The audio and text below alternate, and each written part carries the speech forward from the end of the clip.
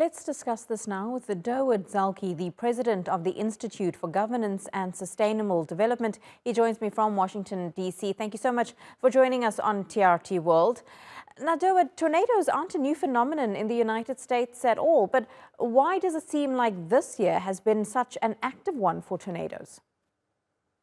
When we warm the climate as much as we've been warming it, we put extra energy into the system. And it's like an angry beast that we're poking with a stick. And it comes back in tornadoes and violent weather of all kinds. The atmospheric rivers in California and typhoons in other places, the floods in Pakistan last year. I mean, this is the future we're going to face with extreme weather from climate change. And it doesn't even seem like it's actually the future, because this is happening right now. America itself has had these tornadoes. We've seen those wildfires in California. There's even been snow this year in parts of California, almost unheard of. The future is here. What do we need to do to reduce seeing more type of violent weather like this? You're right. It's here today. It's not the future. Future will be even worse if we don't slam on the brakes. So that means decarbonizing our energy system, moving to clean energy as fast as we can.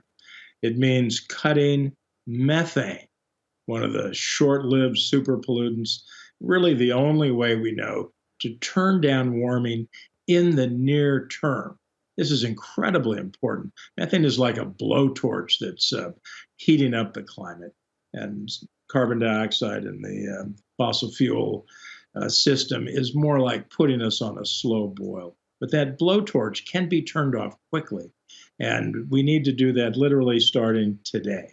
There's a lot of effort by the Biden administration, further efforts in Europe.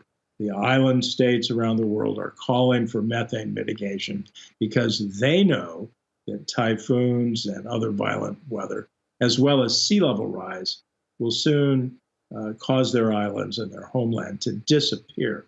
So we've got to move much, much faster than we have in the past to slow down warming immediately. Can we turn it around, especially given that, like you said, those island nations have been talking about what's going to happen to their islands very soon, that they will be underwater. But most parts of the more developing world have been feeling this for years. It's now being felt and seen in what is considered more developed countries like the United States, like Europe, which is forcing those governments to actually take action that they should have been taking decades ago. That's absolutely right. There's also more and more climate litigation. So those who have been harmed by climate change today and in the past, and who fear future harm, are going to the courts.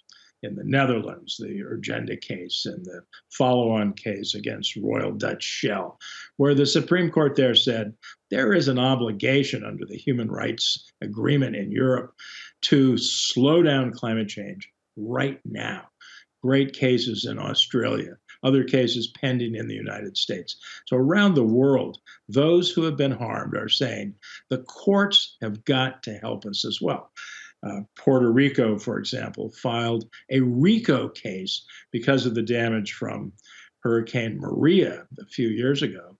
RICO is the Racketeering and Corrupt Practices Act, and that's because they allege that the fossil fuel industry has conspired in a criminal way to delay climate change mitigation. And that's because they literally lied and deceived the world about the harm their product was going to cause. Durwood Zaelke, appreciate you speaking to us and breaking that all down for us, especially, of course, the importance of combating climate change. Thank you so much.